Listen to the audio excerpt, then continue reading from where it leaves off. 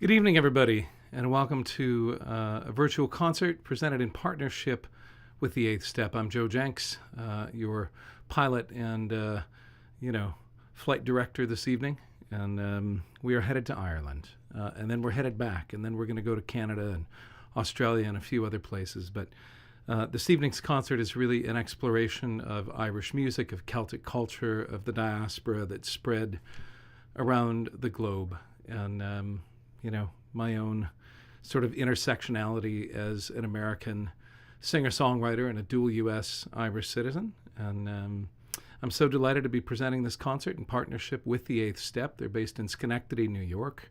Margie Rosenkrantz and a whole lot of other people that volunteer and work with her to keep concerts happening throughout the year. Obviously, this has been an unusual year, but thrilled to be here. And thank you for showing up. Thanks for watching and listening, tuning in. And I hope you enjoy the evening. This is a song I wrote on tour in Ireland a few years ago. It's called The Coming of the Years.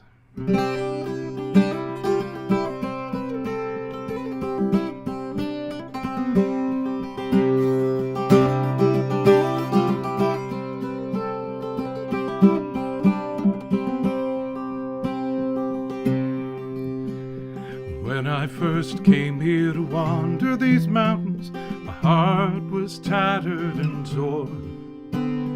Ever the rover and all the world over, no land ever felt like a home. But here in the crags and the bogs and the valleys, I found some measure of ease, where the song of the wind is as sweet to behold as the beautiful rose of Tralee. And it's high up and over the mountains of Kerry that I love so dear. I don't know when I will see you again in the coming of the years.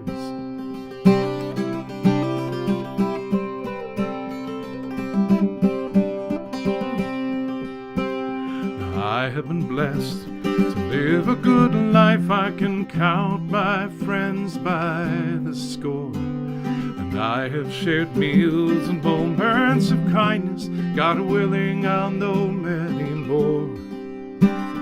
But when the burden I've chosen to shoulder is more than I can stand, I find that my thoughts wander back up to Kerry, that rugged and beautiful land. And it's high up and over the mountains of Kerry that I love so dear. I don't know when I will see you again in the coming of the years.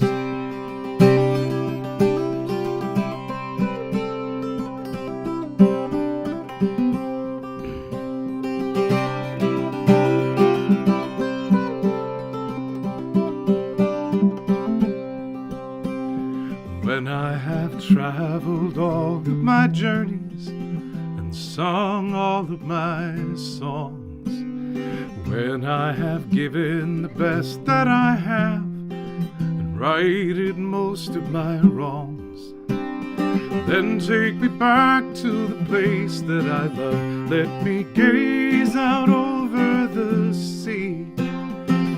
Take me back to the mountains of Kerry and let my spirit run free. And it's high up and over the mountains of Kerry that I love so dear.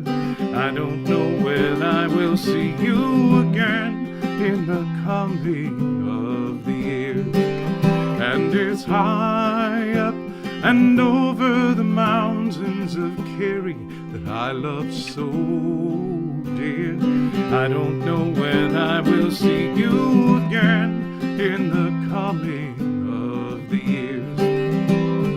I don't know when I will see you again in the coming of the years. I don't know when, but I'll see you again in the coming of the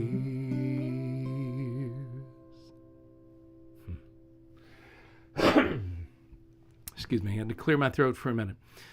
So I grew up with the awareness that, we were Irish American, and with my mom telling a lot of stories that her father had told her about growing up in Ireland. Granddad Felix Kilbride came over in 1914, and I'll sing about that in a minute. But he brought with him a songbook that was Songs of Ireland. He came over with one suitcase. That's what he had with him. And somewhere in there, he found room for a songbook that was all the words, no chords or music, but all the words to, hundreds and hundreds of Irish songs and ballads and stories. Oftentimes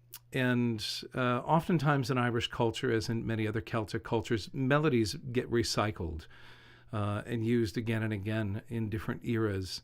If they're evocative of a particular emotion, somebody will capture them for that reason, but set new words to them. And this next song falls in the spirit of that. And what was ironic about that songbook that Granddad brought with him from Ireland to help remind him of the place he was leaving is that it was published in New York City. And that always cracked me up. I didn't look at the publishing on it until probably 5 years ago, and I howled. I thought, my God, he carried this all the way from Ireland, and it was published in New York. But this was the first song that I learned out of that book. I was in 4th grade. It was St. Patrick's Day, and Sister Margaret Rose found out that I knew how to play guitar and sing, and that I was Irish, and wanted to know if I'd be interested in coming in and playing a song or two. I don't think this is what she had in mind, but I brought in an Irish revolutionary song that was written, these words were written prior to the 1916 uprising and were part of sort of the most recent wave of independence work that finally led to the final War of Independence right after World War II, or World War I, rather. But the melody goes back at least to 1798 and was originally The Rising of the Moon, but this is called The Wearing of the Green.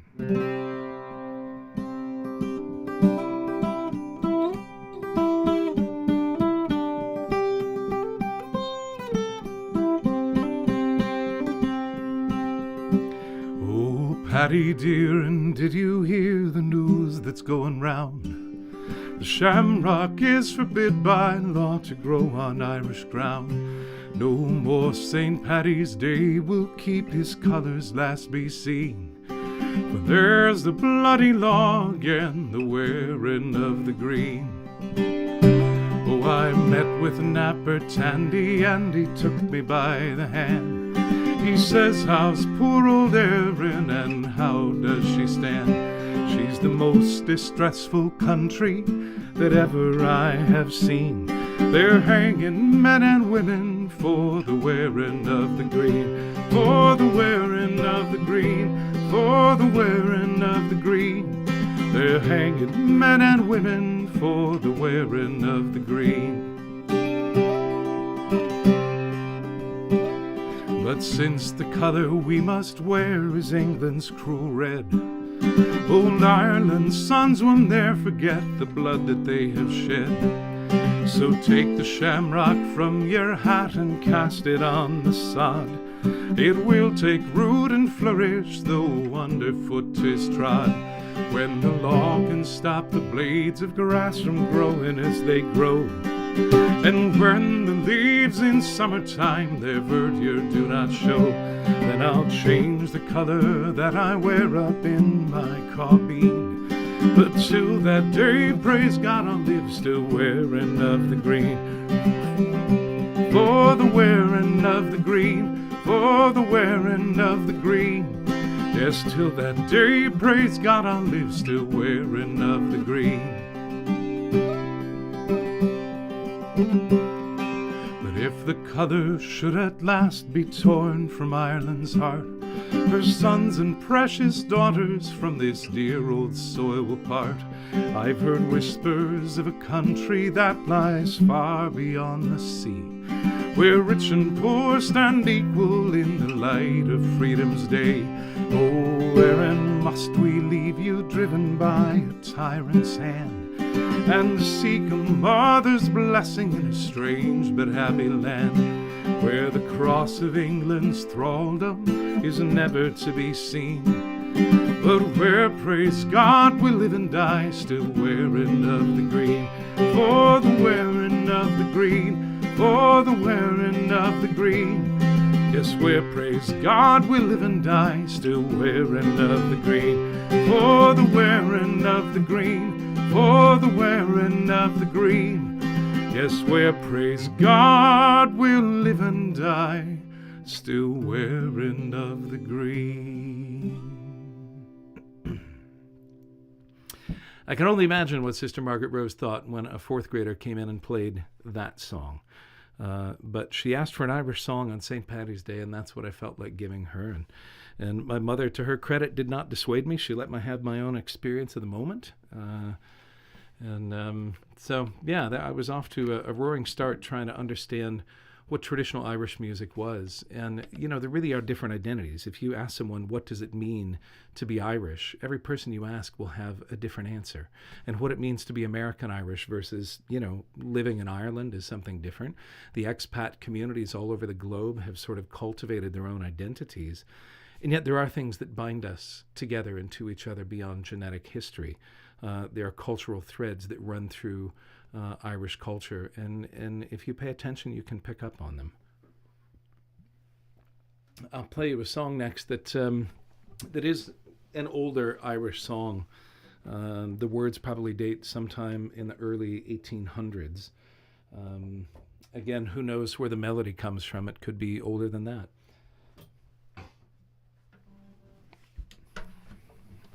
But it's one that a lot of people know. Oh, I'm whacking my painting of Ireland here for those of you that are wondering about this. It is a painting of Ireland. It's painted from Lahinge, looking off to the west coast at the sunset. Yeah, I keep it there with me when I'm playing shows and not getting my hair tangled up in my instrument strap. Such a tough life living in a studio these days. But giving a shout out again to the 8th Step out there, Margie and all her volunteers.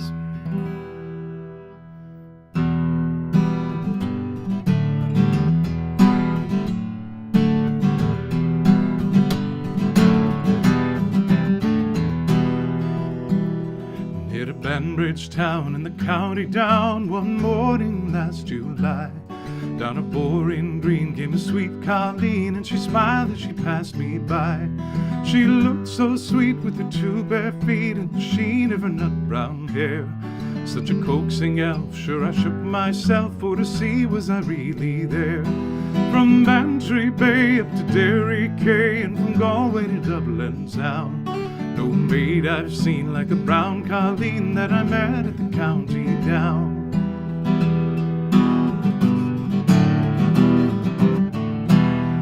As she onward sped, sure I shook my head, and I looked with a feeling rare. And I says I to a passerby, who's the maid with the nut brown hair? He smiled at me and he says he, she's the germ of Ireland's crown. Young Rosie McCann from the banks of the Bann, she's the star of the county down.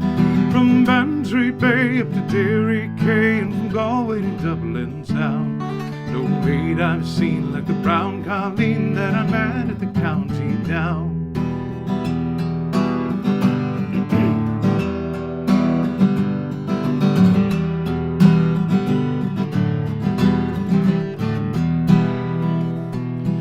At the harvest fair she'll be surely there, so I'll dress in my Sunday clothes, with my shoes shone right and my hat cocked bright, for a smile from my nut brown rose. No pipe I'll smoke, no horse I'll yoke, till my plough is a rust-colored brown, till a smiling bride by my own fireside sits the star of the county down.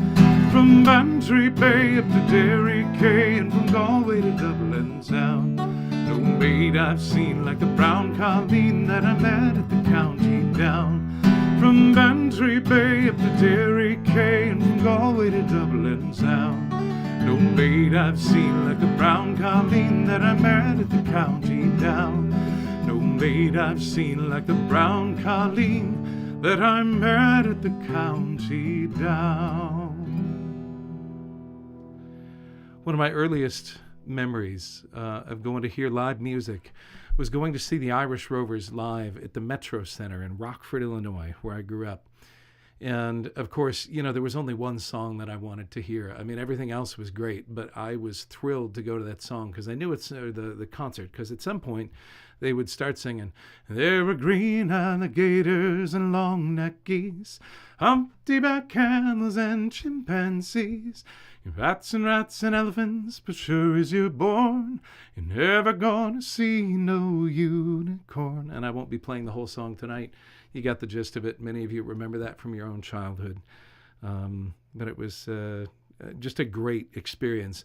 And the next concert I remember going to see was Glen Campbell, who everybody in the United States associates as a country singer and a Western singer and a phenomenal songwriter, a session player and side player for hundreds of other artists. But at the end of his concert, he came out in a kilt with a set of bagpipes. And he just looked at the audience and said, "You thought Campbell was a stage name?" And kind of raised an eyebrow, and he lit into piping tunes. And who knew that Glen Campbell could play Highland pipes? It was just amazing. And so Celtic culture is present. The Irish, the Scots, the Welsh, the English, who denied for years that they're a Celtic people, but genetic says otherwise. And, Isle of Man and Isle of Skye and so many places.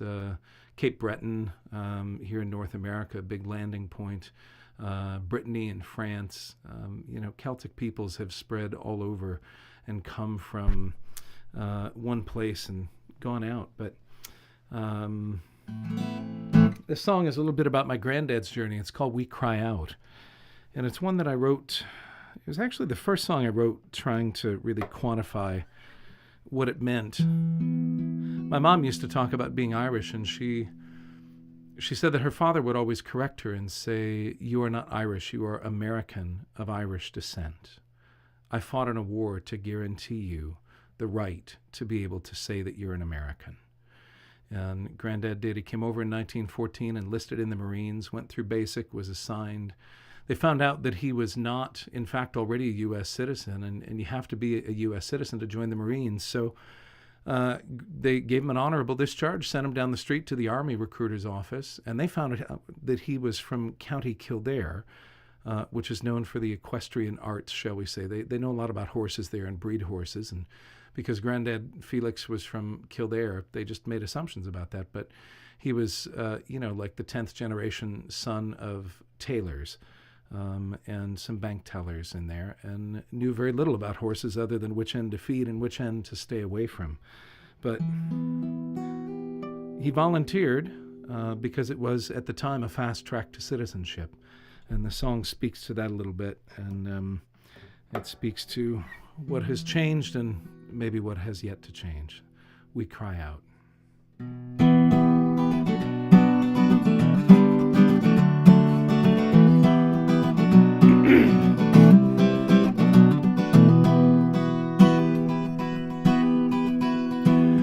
My granddad came from Ireland, and in County Kildare he was born in the town that's high, in a little room upstairs.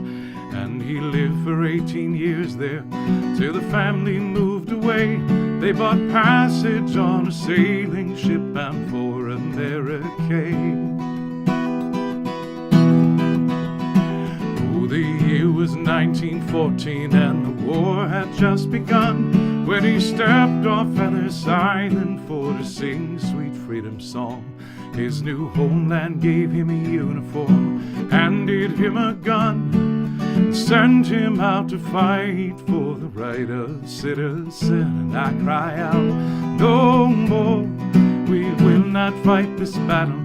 I will not strike down my sisters and my brothers there again. And I cry out, no more should our greed become the kindle, and our anger strike the match to light the flames of war again.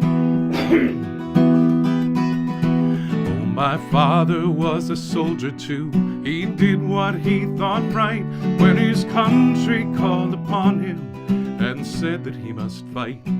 Now they say that things are different, and everything has changed. So why do I see children marching off to war again? I cry out, no more, I will not fight this battle. I will not strike down my sisters and my brothers there again. And I cry out, no more should our greed become the kindle, and our anger strike the match to light the flames of war again.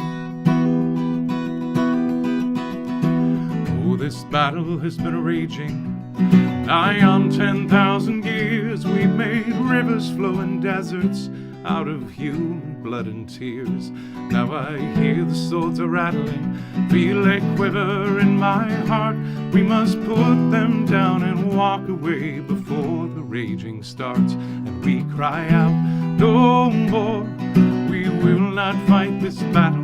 We will not strike down our sisters and our brothers there again. And we cry out, no more should our greed become the kindle, and our anger strike the match to light the flames of war again.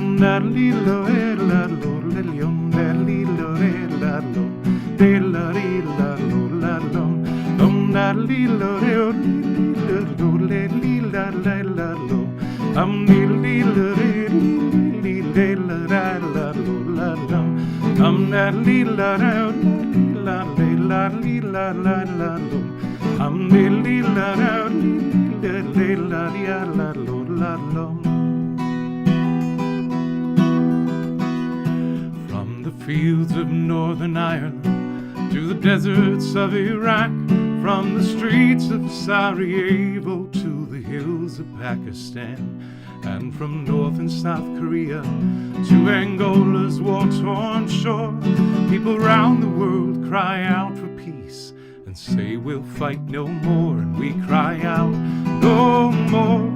We will not fight this battle. We will not strike down our sisters and our brothers there again. And we cry out, no more should our greed become the kindle, and our anger strike the match to light the flames of war again. And we cry out, no more. We will not fight this battle. We will not strike down our sisters and our brothers there again. And we cry out, no more should our greed become the kindle, and our anger strike the match to light the flames of war again. And we cry out, no more.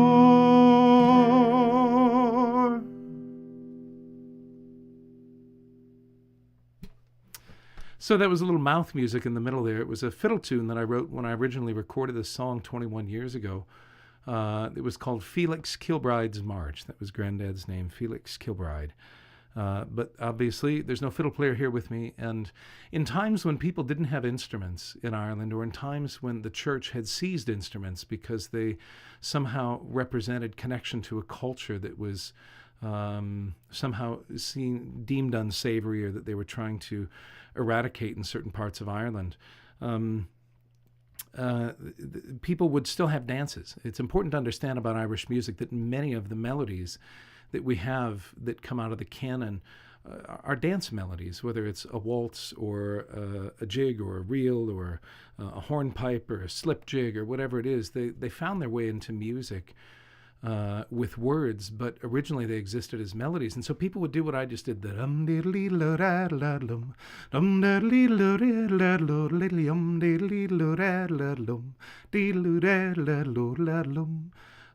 mouth music, it's called. They would just make these sounds and syllables.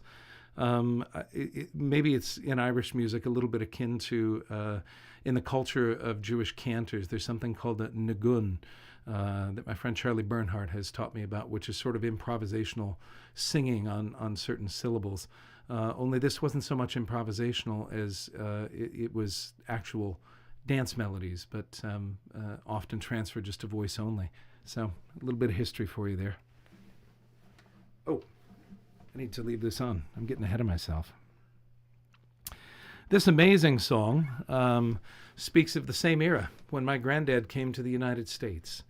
Many of his kith and kin from Ireland were headed off to the European theater. And this is a song that my friend Kat Eggleston wrote based on some letters that she got her hands on from one soldier in particular, writing home to his sister.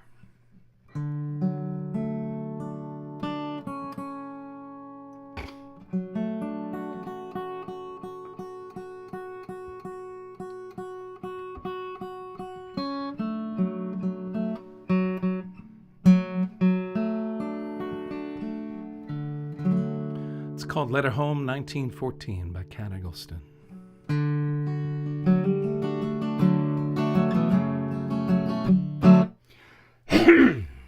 Try it again.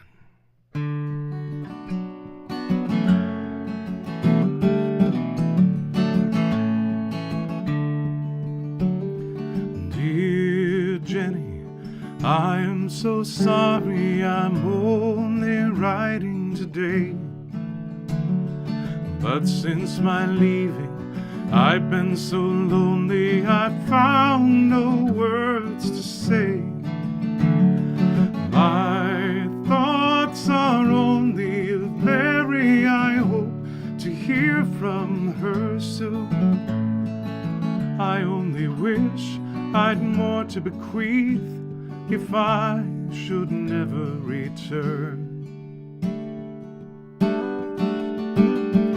I hear out in the trenches we're drugged with whiskey and rum.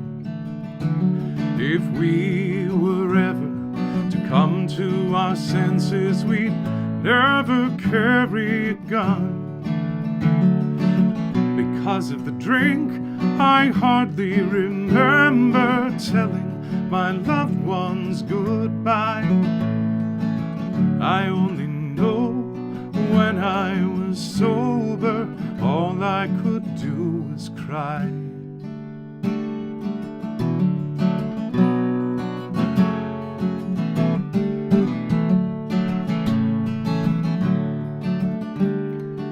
Dear sister, if I should ever come home, lose or win, I swear that I will never go soldiering again. I'll save for a home if Mary will have me and God will give us the chance. But now they say after Christmas they're sending us to France.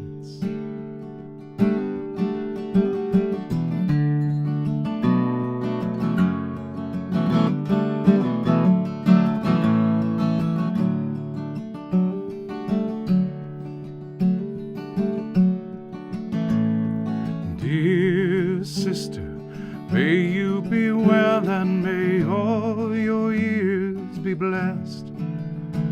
My Mary is silent.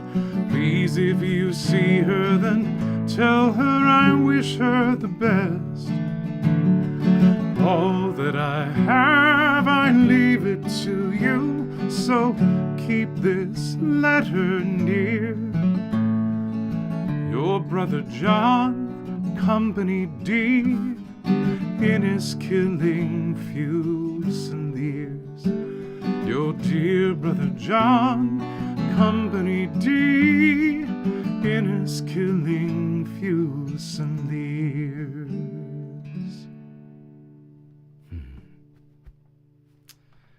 Thanks for that song, Kat. Wow, good one.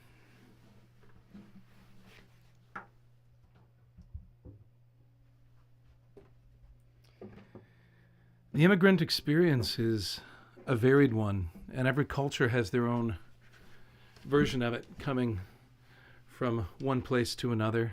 Many of our stories in the United States around immigration obviously relate to people coming here, but there are songs in Canada about that. This next song is one that my good friend Saikon wrote, and I recorded this on my album, The Forgotten. And it's a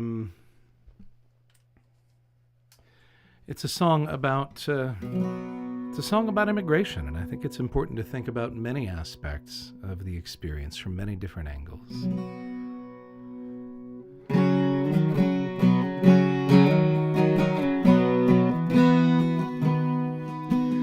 Do you still remember the year the famine fell?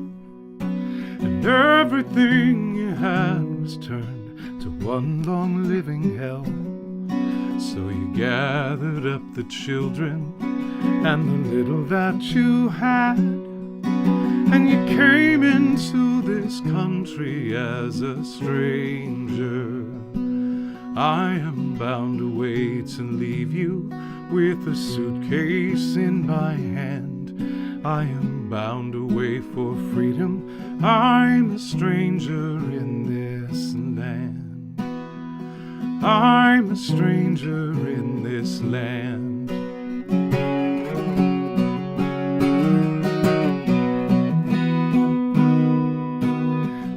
Do you teach your children how they have come so far from the slaughters of the Cossacks and the prisons of the Tsar?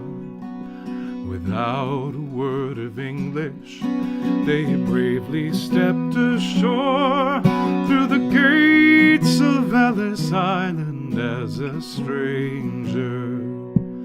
I am bound away to leave you with a suitcase in my hand. I am bound away for freedom. I'm a stranger in this land.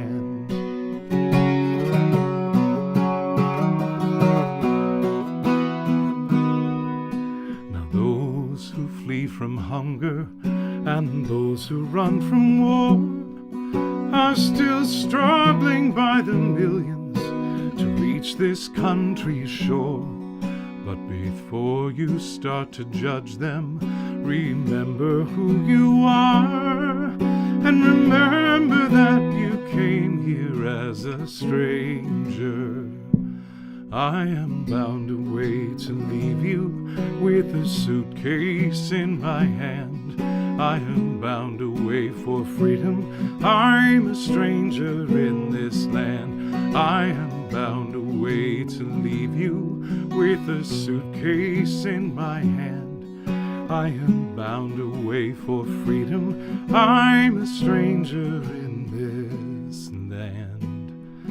I'm a stranger in this land.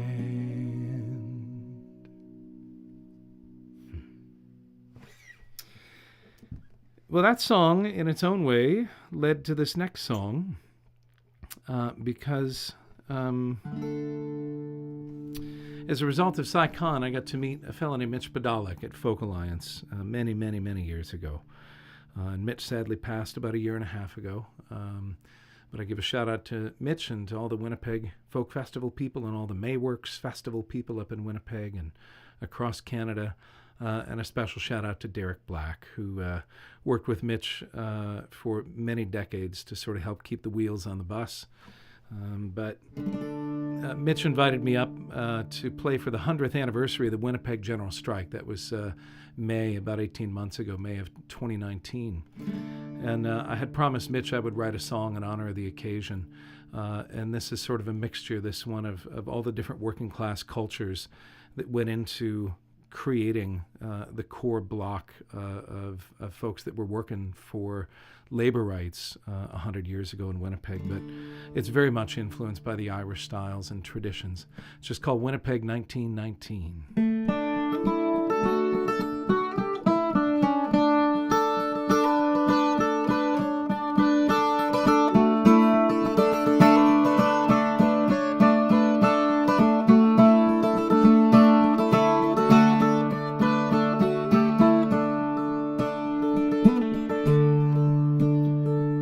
The year was 1919, and all around the world people started marching with their victory flag unfurled.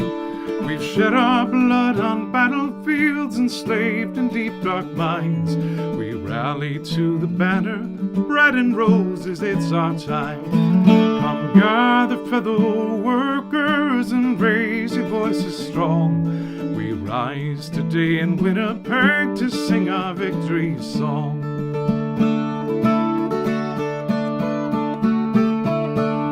From Europe and to Canada, across the USA, we cry out for justice and for fair and equal pay. All sisters and brothers and all workers here unite. We strive for one big union and defend our common rights. Come gather, fellow workers, and raise your voices strong. We rise today in Winnipeg to sing our victory song.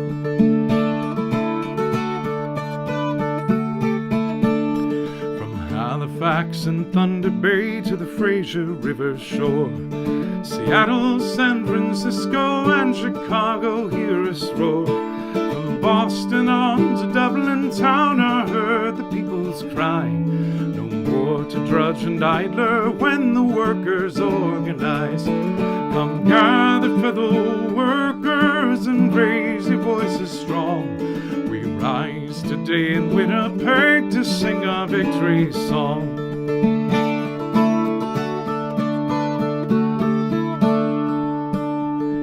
Though some of us were born of means and others not a dime, we spend our lives in service to a cause we hold sublime. All laborers in commonwealth, now let our voices say that one way or another we will bring the greater day. Come gather, fellow workers, and raise your voices strong. We rise today in Winnipeg to sing our victory song.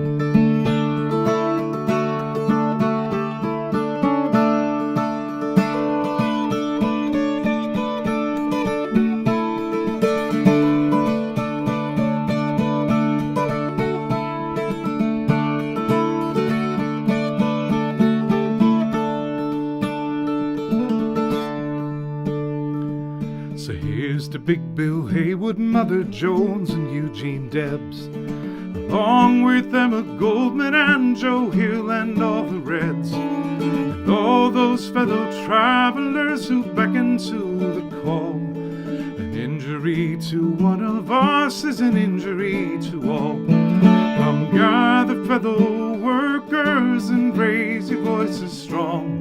We rise today in Winnipeg to sing our victory song.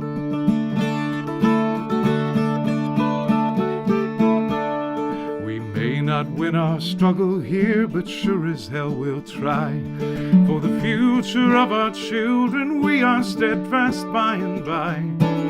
It's only when our minds are joined with muscle we can stand and bring to birth a new world, arm in arm and hand in hand. Come gather, fellow workers, and raise your voices strong. We rise today in Winnipeg to sing our victory song. Come gather, fellow workers, and raise your voices strong.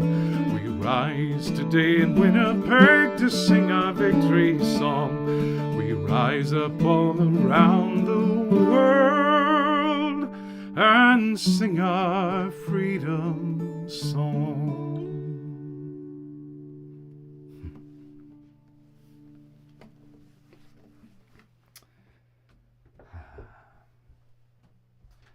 Well, now is as good a time as any to mention that I offer these concerts for free to the public. I offer these concerts because I think it's a time in the world when we should really be asking first, what can we give, rather than what can we get?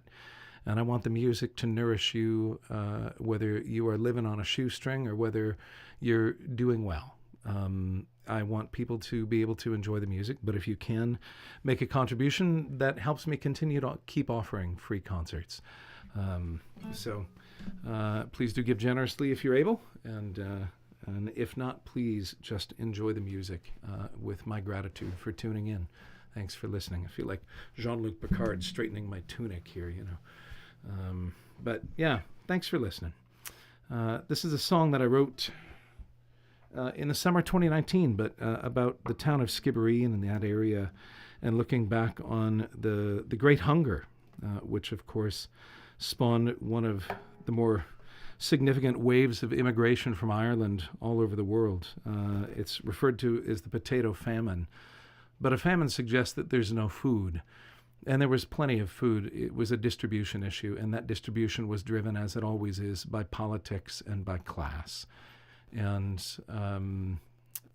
the fact that they have accurate grain counts through the Great Hunger of how many sacks of grain, how many pounds of, various commodities, and yet there's no accounting of what was ultimately over 1.2 million people who died of starvation, and another 2 million who emigrated to various places around the world. It tells you that somebody's priorities were messed up and they were counting the wrong things. And because of politics and the inconvenience of all of this, the true story wasn't told. And so this song tragically seems appropriate to our time.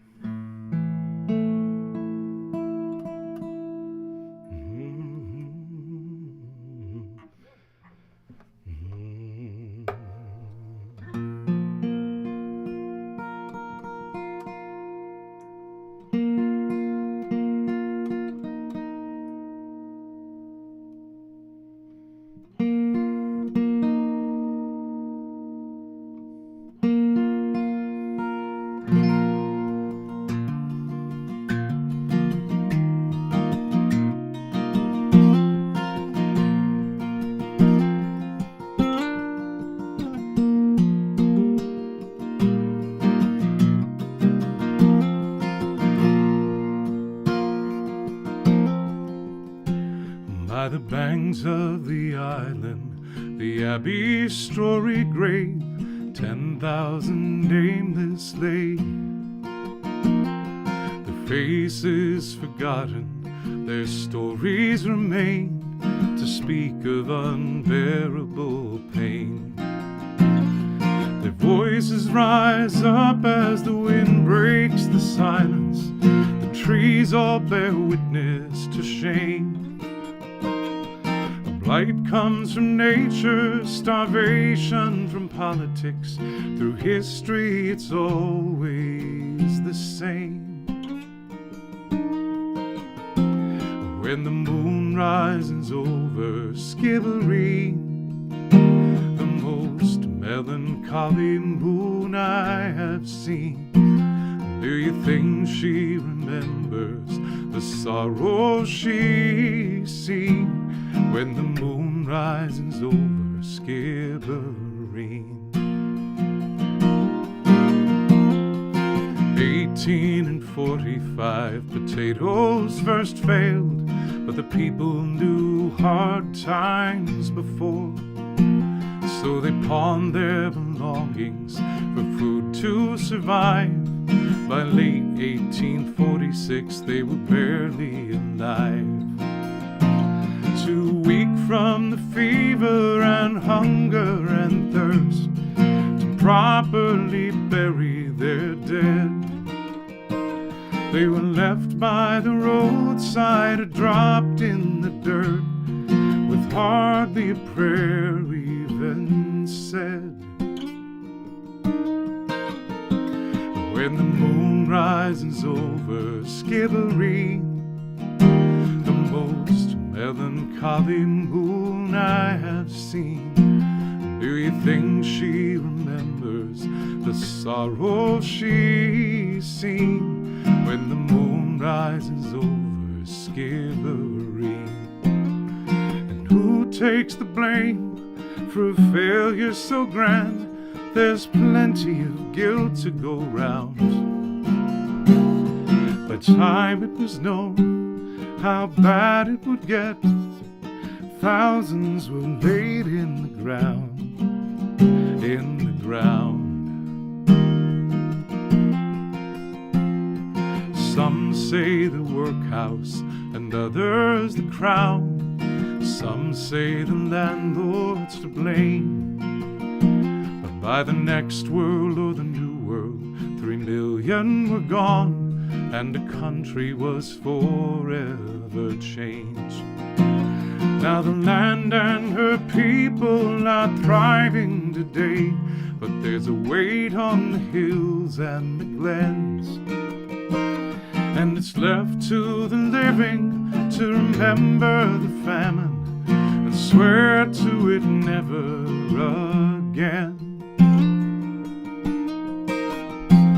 When the moon rises over Skibbereen, the most melancholy moon I have seen, do you think she remembers the sorrow she's seen?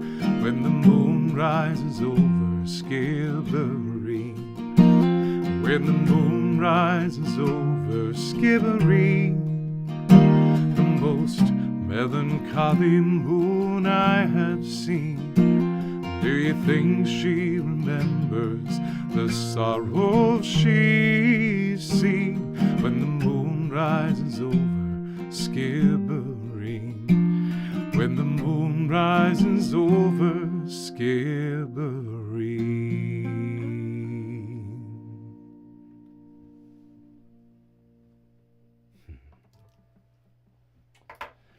And indeed, it's up to us to remember. Up to us to remember the stories and not let individual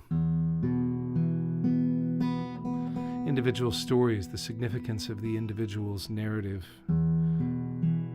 just get lost in statistics. It was important then, it's even more important now, I think. This next one is the very first song I ever wrote. Very first song I ever wrote in Ireland proper.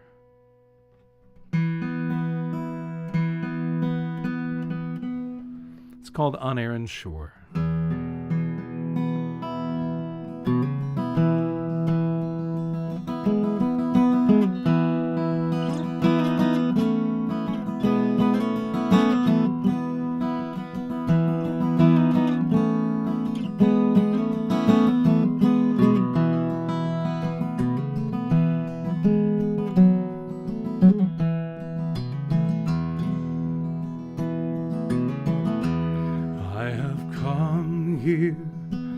As a stranger from across the sea I roam.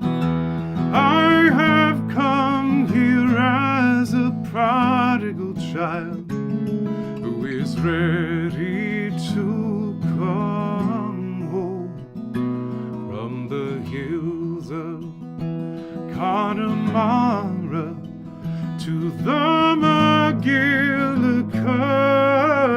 reeks. Oh, this verdant land, she calls to me, ever softly does she speak, and I will give to her the song I sing, as so many times before. But the one who holds my truest heart, she lies far from Erin's shore.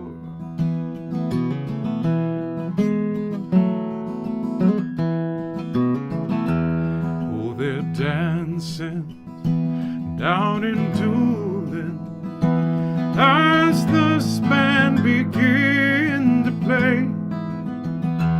But my thoughts, they are a-wandering to a place so far away, to a woman who is waiting, and I own my soul is torn between this country I would call my own and the one where I was born. And I will give to her the song I sing, as so many times before. But the one who holds my lies far from Erin shore.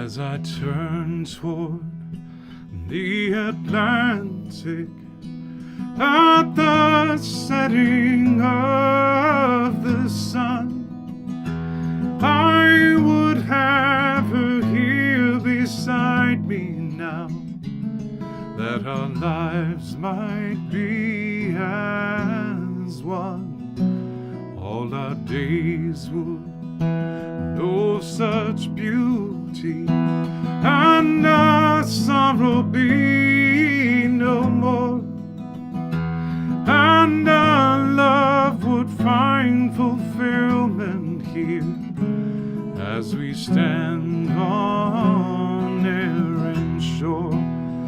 And I will give to her the song I sing, as so many times before. But the one who holds my truest heart, she lies far from Erin's shore. And I will give to her the song I sing, as so many times before. But with hearts no longer torn apart, we would stand on Erin's shore, hand in hand on Erin's shore.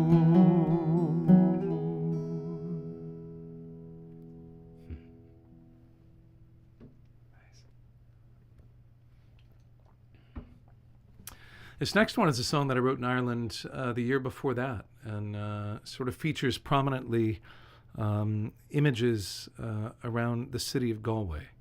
And I'll let the song tell its own story, but it was important to me, I think, to write this song, and because it was really a merging of my Irish musical experiences and heritage, along with, a lot of other things I had absorbed from jazz and from other traditions, all in one place. And when I sing Irish songs in Ireland, people are like, cool, yeah, we've heard that. When I sing about Ireland, but in my own voice, in my own unique merging of Irish and American and Canadian influences and blues influences and, all kinds of other influences, that's much more compelling to my Irish audiences. Because that's something that they don't hear every day. And I've always believed that the one thing that Irish don't need is, people coming over there and singing their songs badly. And my granddad used to call it paddywhackery, all of the crazy notions people had about the Irish and what was quintessentially Irish. But this was a song that was just a total blending of being a kid of mixed cultural reference points. In the shadow of your ghost.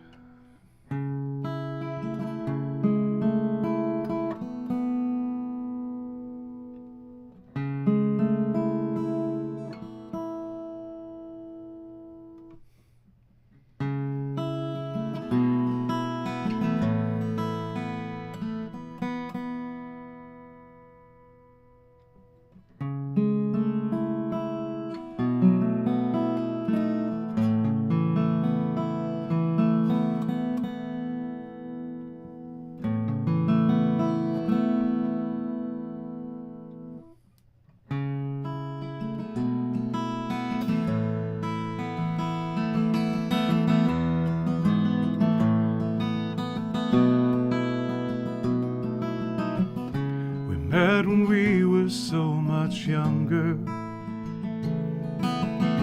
You told me of your passion for this land.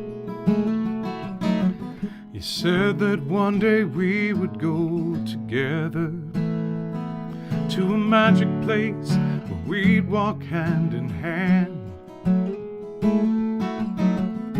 You told me of your time in Galway at university, of all the joys you knew, studying the cultures of the ancients. But sometimes there are dreams that don't come true.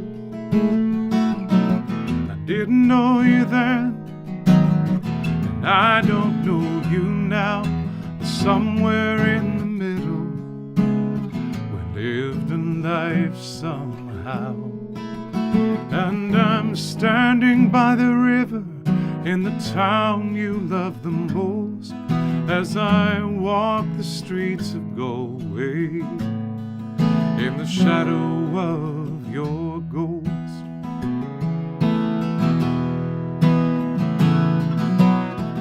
Feeding chips to seagulls by the harbor, past the Spanish arch you'd sit there on the wall, writing for hours in your journal, noting everything you felt and saw. I didn't know you then, and I don't know you now, but somewhere in the middle we lived a life somehow. And I'm standing by the river in the town you love the most, as I walk the streets of Galway in the shadow of your ghost.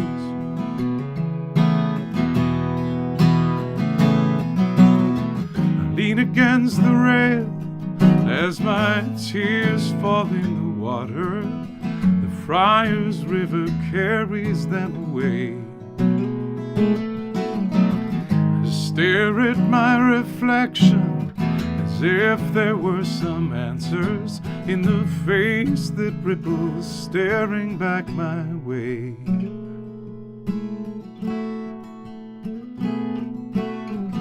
I come to the cathedral to sit and light a candle for a love that changed the nature of my life. Wish you very well. I pray that you are happy. Now it's time to take my leave and say goodbye. I didn't know you then, and I don't know you now, but somewhere in the middle we lived a life somehow. And I'm standing by the river in the town you love the most, as I walk the streets of Galway in the shadow of your ghost. Yes, I'm standing by the river in the town you love the most, as I walk the streets of Galway. I walk the streets of Galway as I walk the streets of Galway in the shadow of your ghost. In the shadow of your ghost. Yes, I walk the streets of Galway in the shadow of your ghost. Yes, I walk the streets of Galway in the shadow of your ghost. In the shadow of your ghost.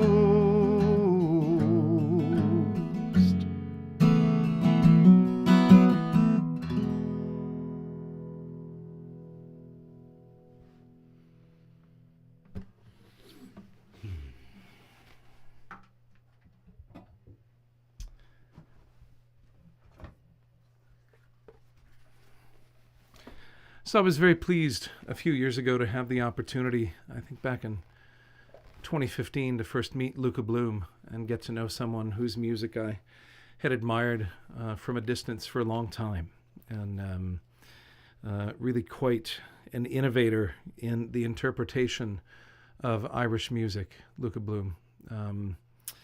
And I say that because, of course, he didn't start out doing trad music so much as taking all of the trad sounds and figuring out how to be a rock and roll guy with those sounds, certainly following in the footsteps of, groups like Steel Eye Span and Fairport Convention, Richard Thompson, Matty Pryor, some of those people that took the traditional music and they went somewhere else with it. They did something different with it. And so you can hear all of the trad influences in his work, but he's been through all these phases as a rock and roll guy and a singer-songwriter. And now at this point in his life, a lot of his music is winding back into some of the more trad sound. But I was sharing some songs with him that I had written as a dual citizen from my perspective about Ireland, and he shared this song with me as an Irishman writing about America, and it's called "The City of Chicago."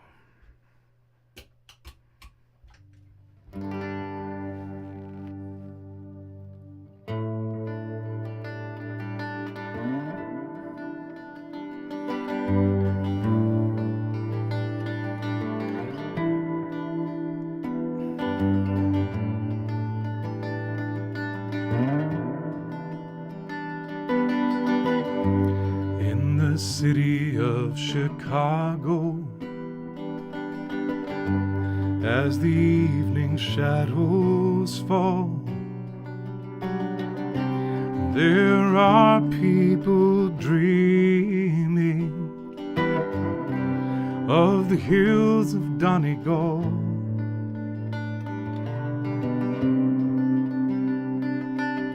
"1847 was the year it all began. Deadly pains of hunger drove 1 million from the land. They journeyed not for glory, their motive wasn't greed. A voyage of survival across the stormy sea.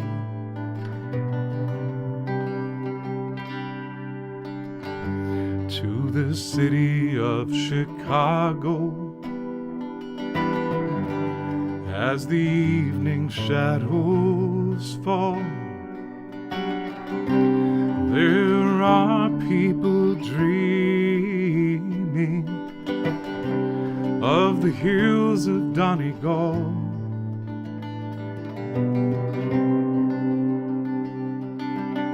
Some of them knew fortune, some of them knew pain, more of them knew hardship.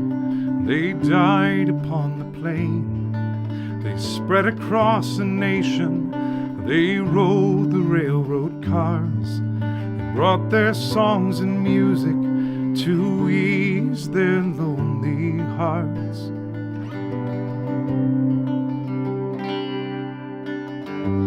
To the city of Chicago,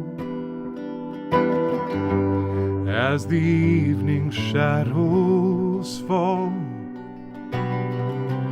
there are people dreaming of the hills of Donegal.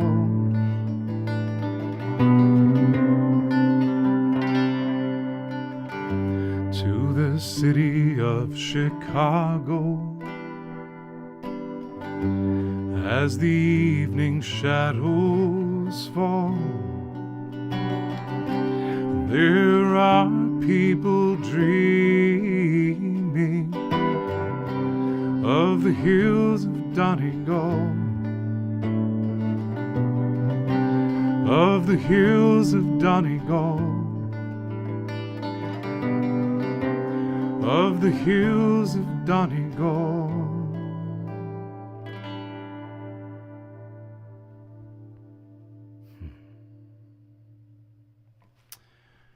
So you are listening to Joe Jencks. In case you hadn't figured that out, that's me. And this is a concert that is being co-sponsored by the Eighth Step Coffee House in Schenectady, New York. Eighth Step concerts, they normally operate out of Proctor's Theater, a beautiful place. I've been privileged to play there many times, but obviously we're all doing things just a little bit differently now. Big shout out to Margie Rosenkrantz and her whole crew there. Also to Chris Wenk, WEXT, there in the greater Albany area. And to Glenn Weiser, who wrote a wonderful article this week talking about this concert and talking about my Irish heritage. And you can find that, I think, on the Eighth Step website and a few other places. So I'm going to get serious on you now for a minute. COVID got real for me this week in a new way. Obviously, it's been real for me since last February. It's been real for a lot of us, but a woman who has been truly my mom for the better part of a quarter of a century died this week from COVID, late Thursday night. And I got to speak with her a few times. We talked usually a few times a week, but I did get to speak with her a couple of times over the arc of her decline, and we got to say goodbye.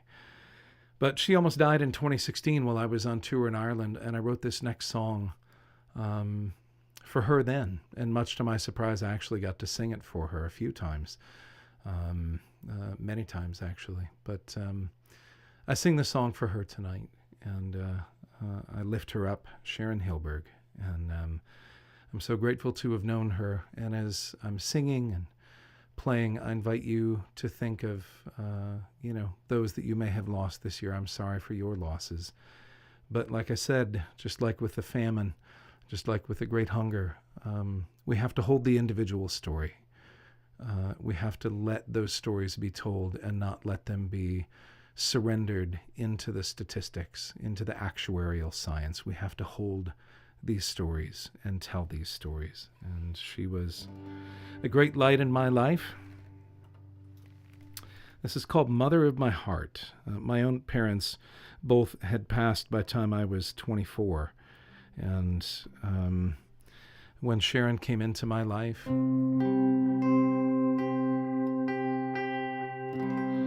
there was a mom-shaped hole in my life. And since I was in my mid-20s, she has been a guiding light. This is called Mother of My Heart.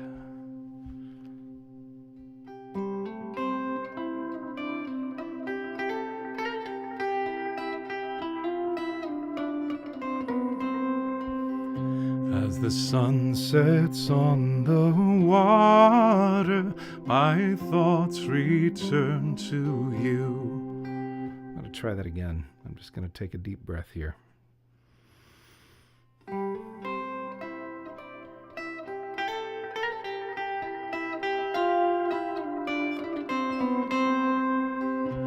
As the sun sets on the water, my thoughts return to you. From nearly halfway round the world, I look out across the blue. For you have been my guiding light, even when we are apart. Your love illuminates my darkest night, dear mother of my heart.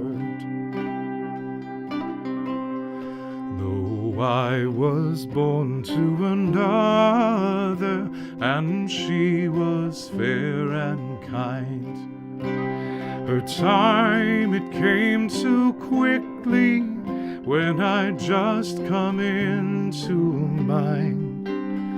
But you picked up where she left off, and though miles keep us apart, still I can feel your warm embrace, dear mother of my heart.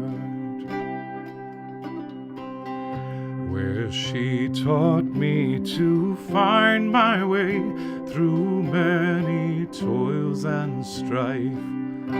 It was you that taught me tenderness and mercy in my life. No words can ever hold the depth, still joined from miles apart. For you will always be to me the mother of my heart. How I wish I could be with you, just to sit and hold your hand. But no, my love and prayers flow forth even from this distant land. You've given me the greatest gift that a mother can impart. I have always known that I am loved, dear mother of my heart. So fare you well, beloved, may divine light lead you home. Your pain is dearly over, and your spirit free to roam. And when the time for your last breath draws near and you depart, hold thoughts of me close to your breast, dear mother of my heart. For you will always and ever be the mother of my heart.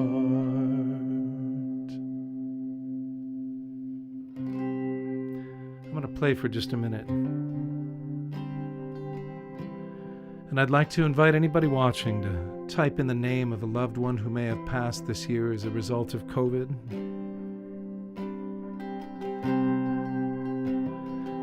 If you have a loved one who survived COVID, you want to put their name in there, that's great. Just want to give people a moment to honor the losses that this year has entailed.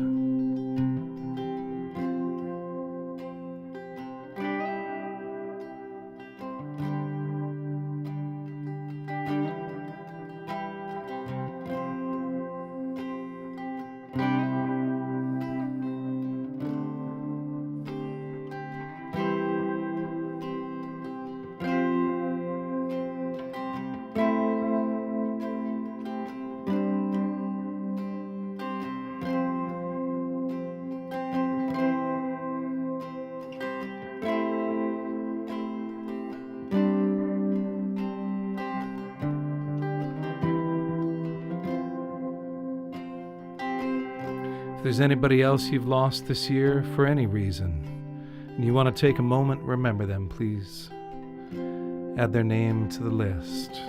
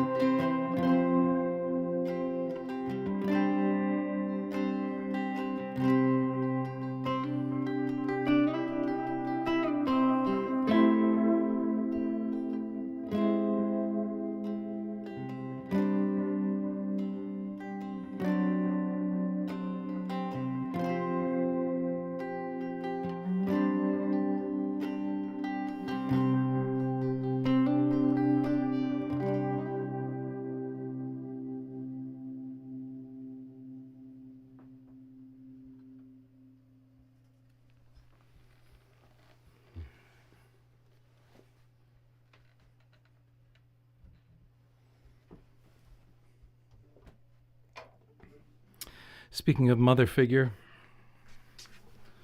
this is a song I wrote about the Statue of Liberty several years ago. But it talks about my family's experience as immigrants and the experience of many other families. And it is not the whole story. There are many people that are not in this story, and I will write more songs about immigration and encompass more of their stories. But for now, I'll sing you this, Lady of the Harbor.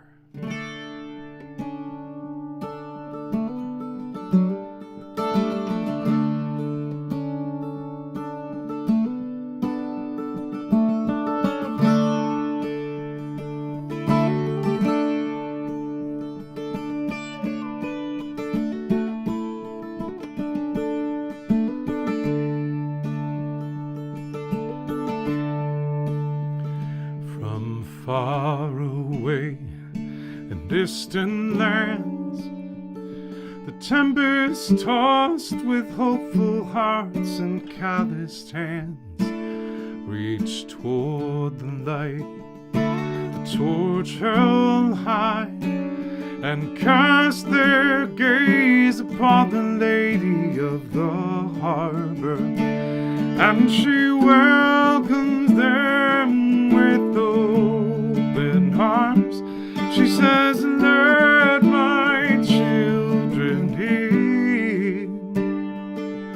Shine on, shine on, oh you Lady of the Harbor.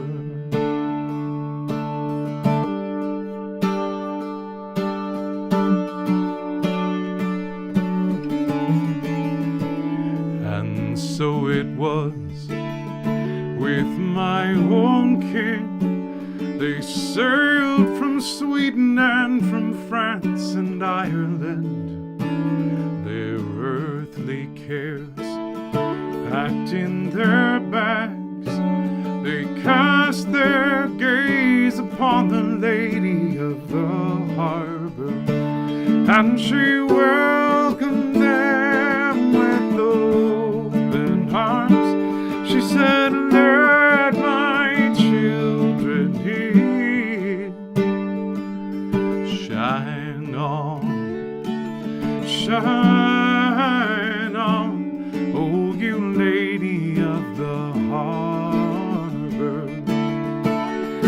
Now we're locking down the borders and we're filling up the jails, and we say they don't belong.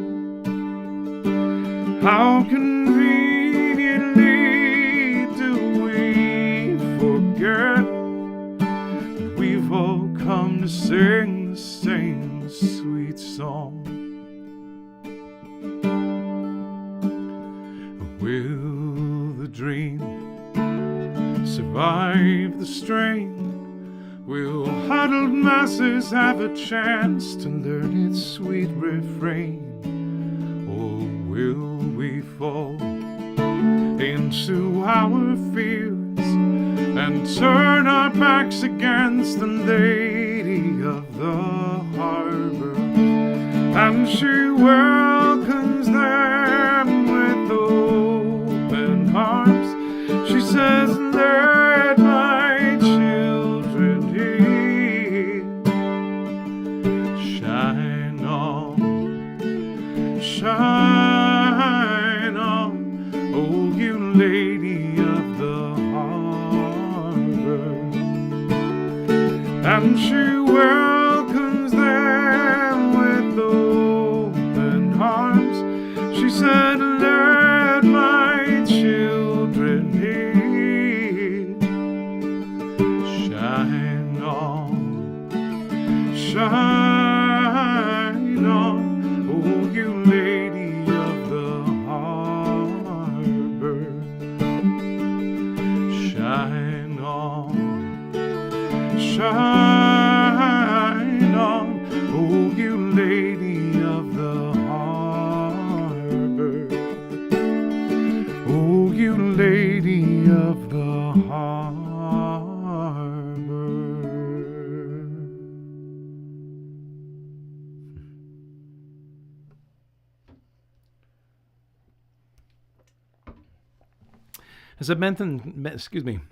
As I have mentioned, the diaspora from Ireland of all those immigrants went all over the place, and some of them ended up in Australia. And this is a song.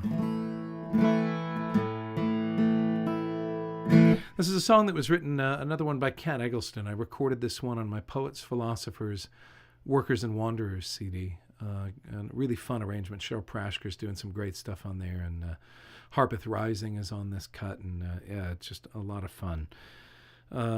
But Kat wrote this song and was not getting around to recording it anytime soon, and invited me to do so. And it's an amazing song, and this just doesn't speak to only the Irish experience, but there would have been Irish people and other Celtic peoples on this vessel. The Lady Juliana was the very first vessel to leave England headed for Australia, carrying women specifically as cargo, women convicts.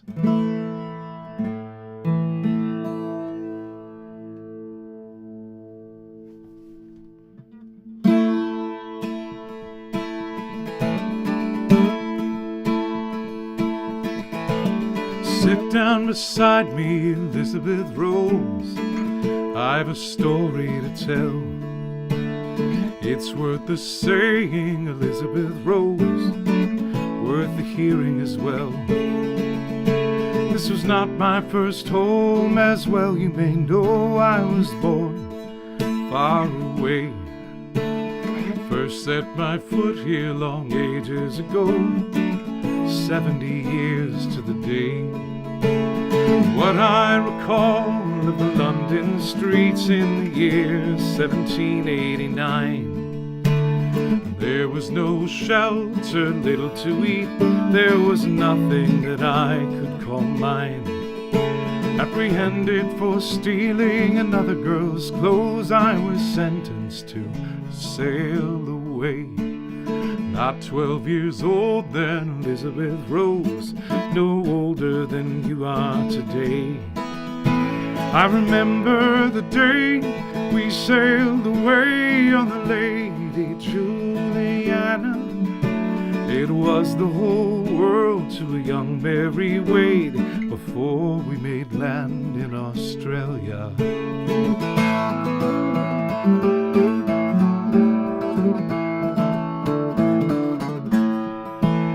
So we set sail for the end of the world, first ship of the Second Fleet.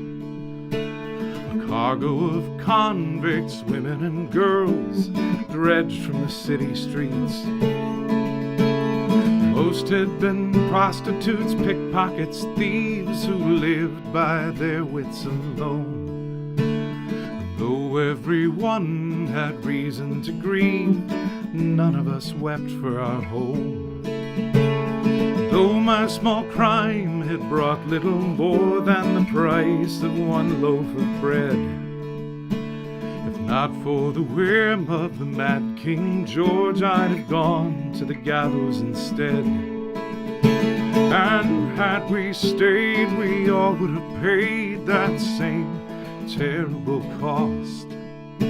We landed alive, most did survive, only 5 souls had been lost. I remember the day we sailed away to Lady Juliana. It was the whole world to a young Mary Wade before we made land in Australia.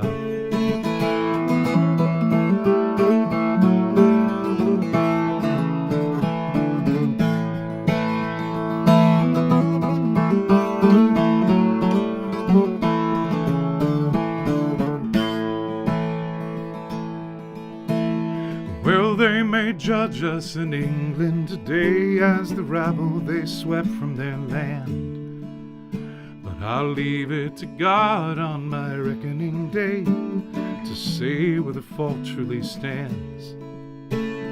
No matter how we try to pretend we are savage just under our skin, as we see very well in the fine-mannered men in the court of the English king. The rule of the sea and the law of the land are different, as everyone knows, and the oldest profession is much in demand, and so we fared better than most. Though it is rare for fortune to smile on those who reach Botany Bay, for Elizabeth Rose, my granddaughter's child. Life is better today. I remember the day we sailed away on the Lady Juliana. It was the whole world to a young Mary Wade before we made land in Australia. I remember the day we sailed away on the Lady Juliana. It was the new world for the young Mary Wade, the day we made land in Australia.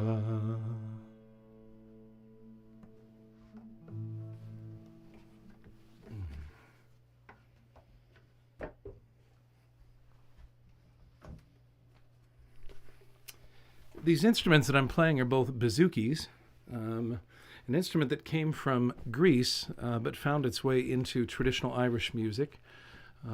Traditional being, a bit of a subjective term, but, what we think of as traditional. And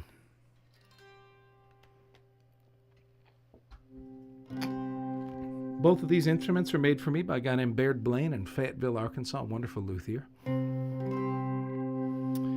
And this is a song I've been meaning to learn for years, and I just decided to learn it this week. It just spoke to the tender and slightly broken place in my heart right now. A song by Dougie MacLean, a great Scottish singer-songwriter, another one who's taken the traditions and carried them forward beautifully.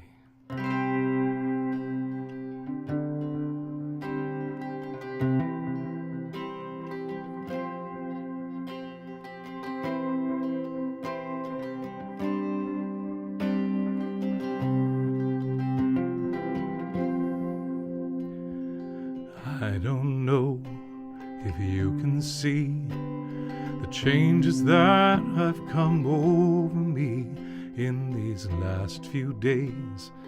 I've been afraid that I might drift away, so I've been telling old stories, singing songs that make me think about where I come from, and that's the reason why I seem so far away today. Oh, and let me tell you that I love you, and I think about you all the time. Caledonia, you're calling me, and now I'm going home. For if I should become a stranger, you know it would make me more than sad. Caledonia's been everything I've ever had.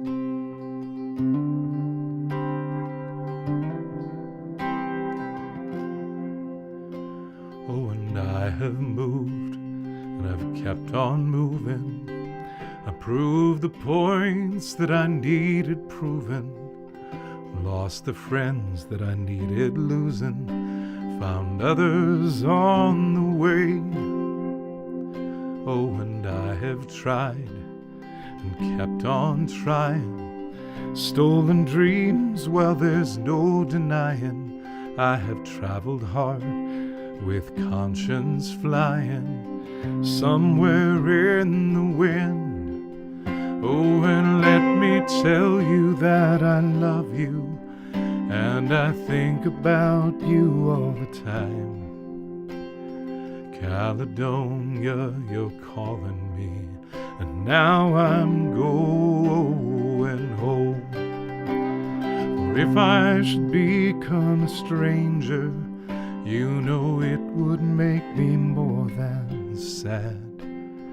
Caledonia's been everything I've ever had.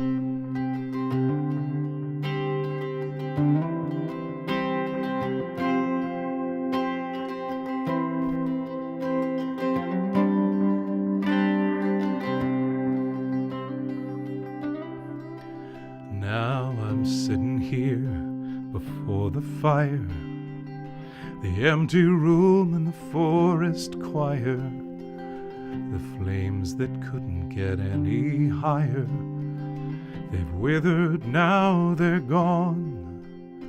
But I'm steady thinking my way is clear, and I know what I will do tomorrow when the hands have shaken and the kisses flow.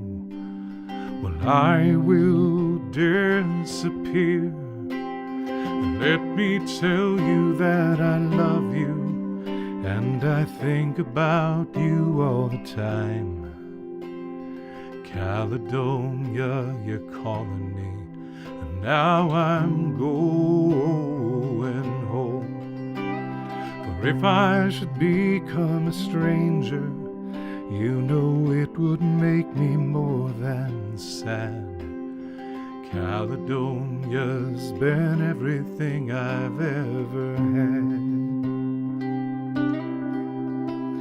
Well, if I should become a stranger, you know it would make me more than sad.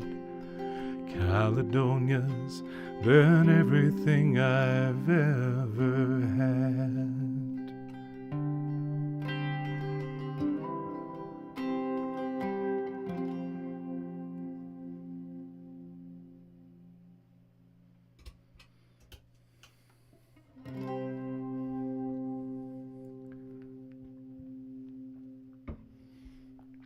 This next song was written by another much beloved colleague and a man that I am proud to call a friend, Billy Bragg. And it's one of his songs that I've loved for years, and have enjoyed working on his music on this instrument in particular, because he's another one that took a lot of the traditional folk styles in England and Ireland and Scotland and Wales, and he lifted different ideas from them and took them into rock and roll and into punk and into singer-songwriter ideas, and then he's kind of come back around to folk again. And this is a great song. It's called Between the Wars.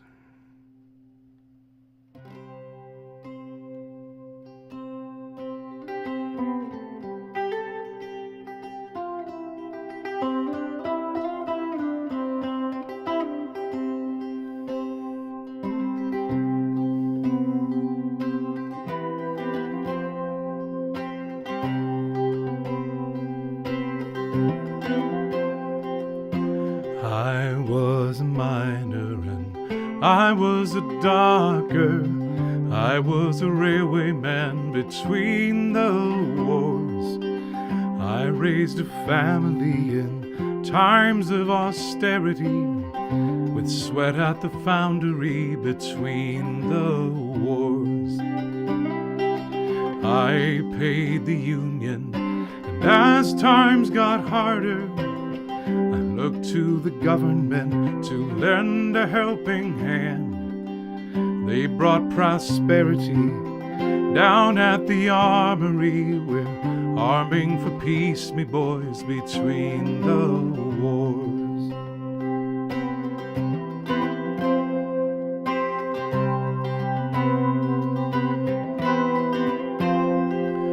Well, I kept the faith, and I kept voting, not for the iron fist, but for the helping hand.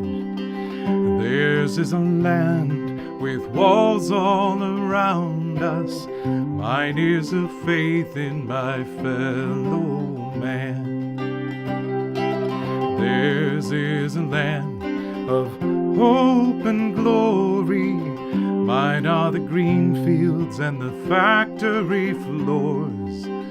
Theirs are the skies all dark with bombers. Mine is the peace we knew between the wars.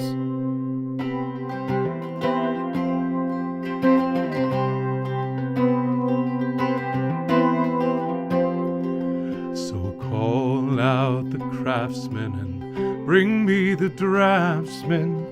Build me a pathway from cradle to grave, and I'll give my consent to any government that does not deny a man a living wage.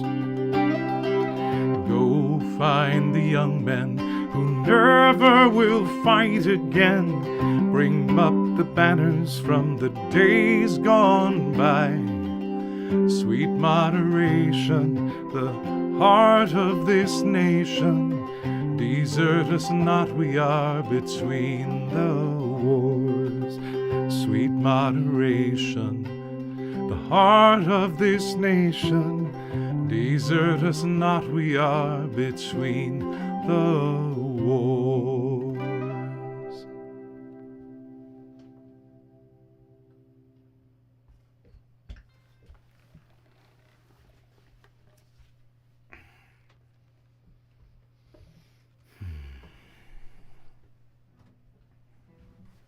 Speaking of wars, this next song is a World War II era story written by James Keelahan, another descendant of the Celts that immigrated to North America, and truly one of the most gifted songwriters I've ever had the privilege of knowing. And I've been meaning to learn this song for years, and this seemed like the right time. It's called Kiri's Piano.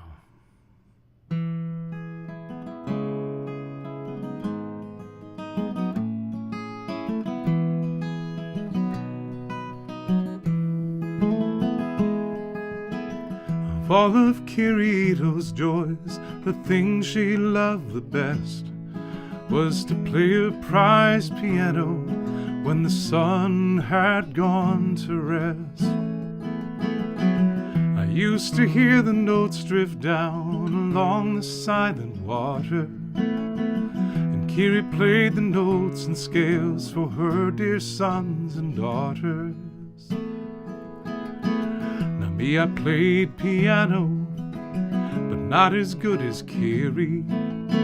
She went in for that long-haired stuff, but my, she played it pretty. The old piano had a tone that would set my heart to aching. It always sounded sweetest though when it was Kiri playing. In December, when the 7th Fleet was turned to smoke and ashes, they ordered us to confiscate their fishing boats and caches. And Kiri's husband forced to go and work in labor camps, and Kiri left alone to fend and hold the fort as best she can. Music did not drift as often up from the cove at Kiri's house, and when it did, it sounded haunted, played with worry, played with doubt. For Kiri knew that soon she too would be compelled to leave. The older bride would stay behind, and Kiri, she would grieve.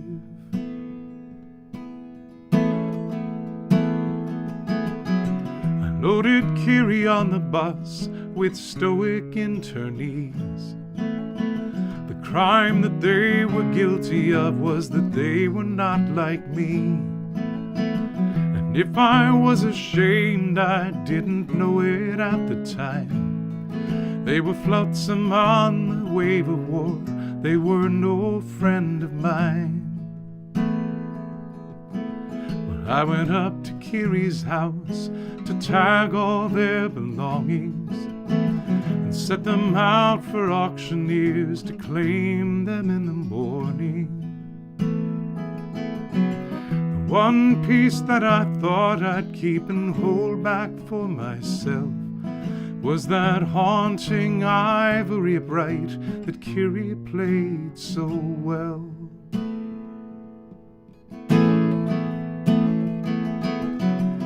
Kiri had not left it there for me to take as plunder. She rolled it down onto the dock and out into the harbor. The old upright in strangers' hands was the thought she couldn't bear, so she consigned it to the sea to settle the affair.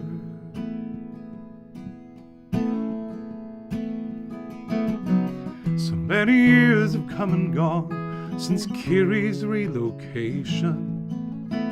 I look back upon that time with shame and resignation. For Kiri knew what I did not, that if we must be free, sometimes we must sacrifice to gain our dignity. Yes, Kiri knew what I did not, that if we must be free, sometimes we must sacrifice to gain our dignity.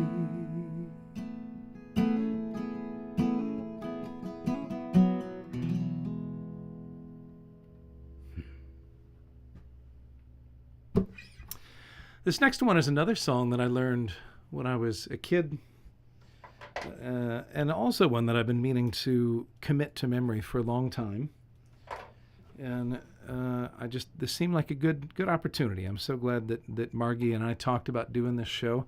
Again, if you have an opportunity to make a donation, that's very much appreciated. I offer these concerts throughout COVID. I'll keep doing it as long as we're in quarantine. I'll offer at least a couple of shows a month that are just free to the community.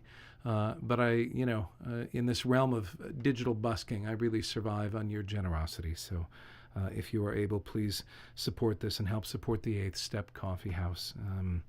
They have been supporting great music and great musicians for decades, and I'm so glad. Margie can give you the exact number of years, but I think it's somewhere in the neighborhood of 50. Could be more like 60. I might be off. Margie hasn't been doing that all by herself all that time, by the way. She is not old enough to have been doing it for that long by herself. I just want to be clear, so Margie still loves me tomorrow.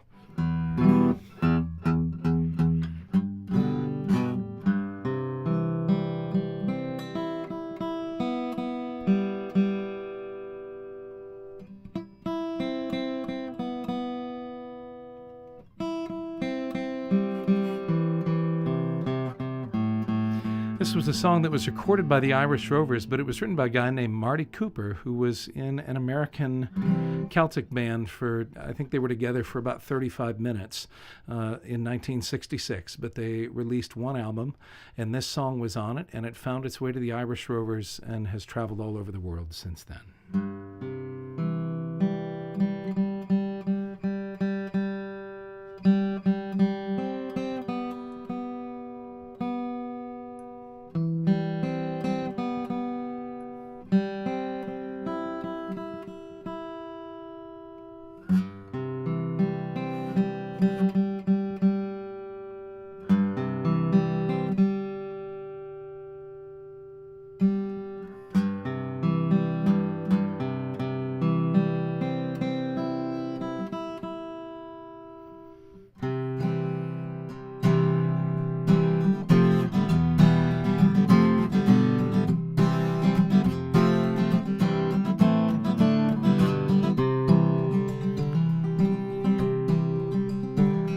Way out in London Airport in hangar number 4, a lonely little biplane lived whose name was Evermore.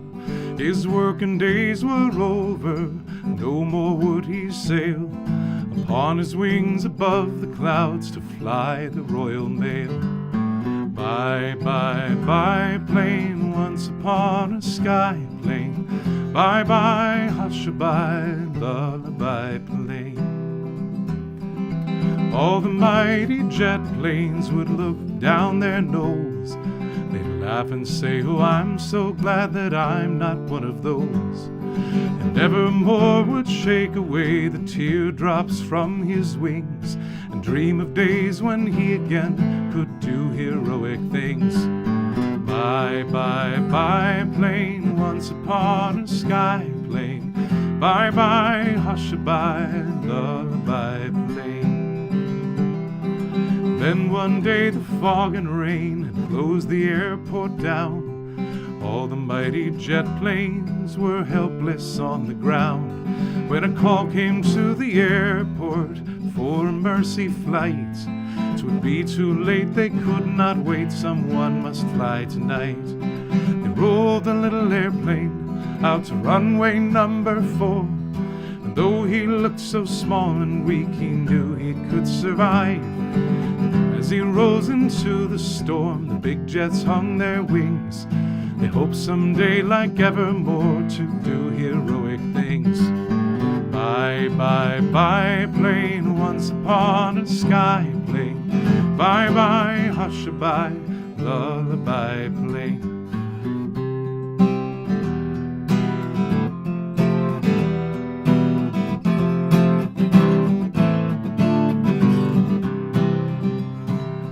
And so, my baby bundle, I have spun a tale for you.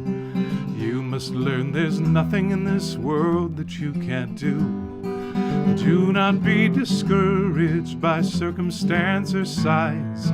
Remember evermore and set your sights upon the sky. Bye, bye, bye, plane, once upon a sky plane. Bye, bye, hush-a-bye, lullaby plane. Bye, bye, bye, plane, once upon a sky plane. Bye, bye, hush-a-bye, lullaby plane. Bye, bye, hush-a-bye, lullaby plane.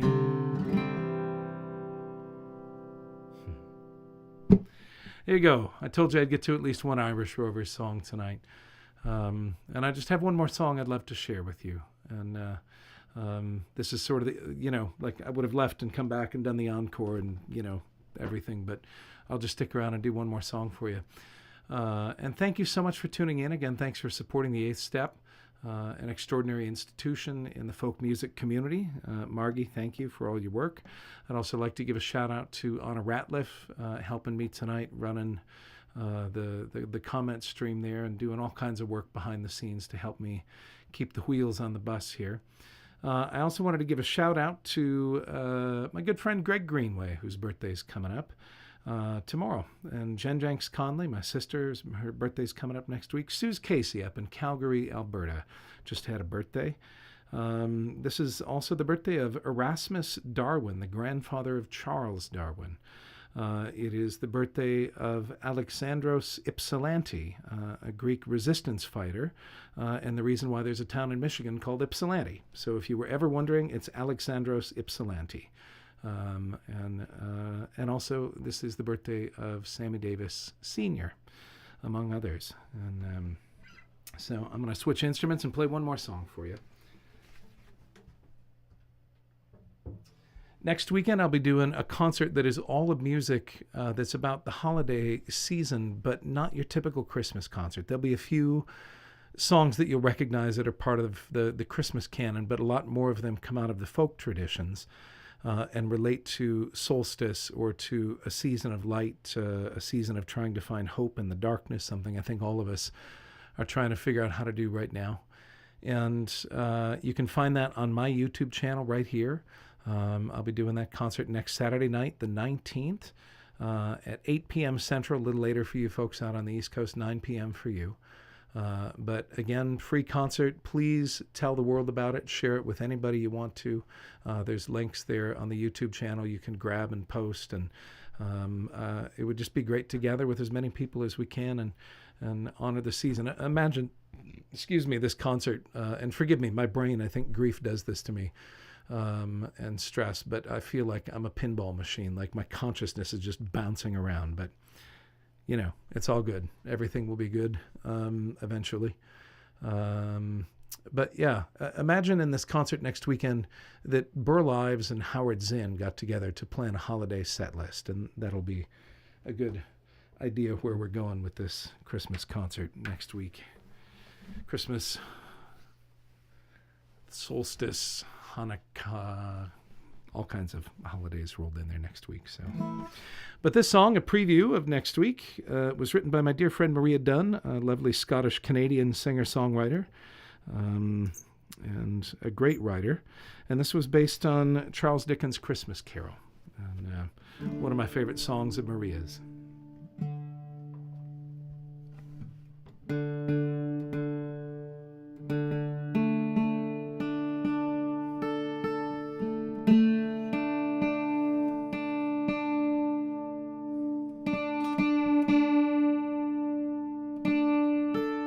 It's called God Bless Us, Everyone. And to whatever deity you offer prayers, may you be blessed. If you speak to no deity, may you still be blessed with peace of heart in the midst of chaos, with hope in the face of hopelessness, light in the face of darkness.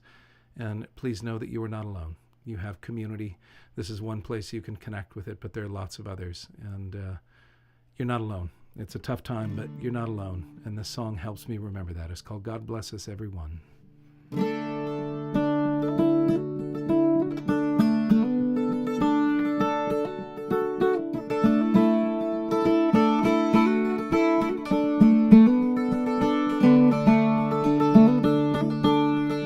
When the world is feeling cold and the sky more gray than blue, and the snow it seems to fall heavy-heartedly on you.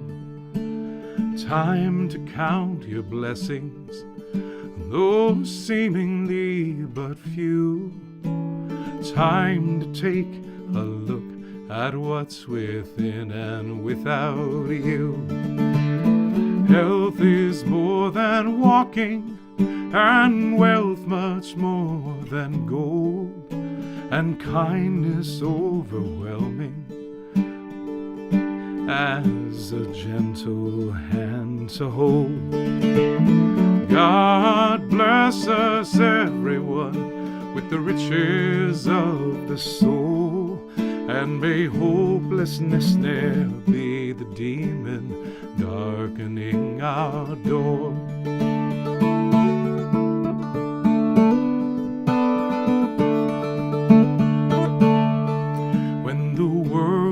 Feeling cold and the sky more gray than blue, and the snow it seems to lie heavy-heartedly on you. Remember when you see us, the hungry, lame, the meek, who would feed us, heal us, keep us, is the same one that you seek. For joy is more than dancing, good cheer much more than wine, but love is all enfolding as beholding hearts entwined. God bless us, everyone, with the riches of the soul, and may hopelessness ne'er be the demon darkening our door. God bless us, everyone, with the riches of the soul, and may hopelessness ne'er be the demon darkening our door.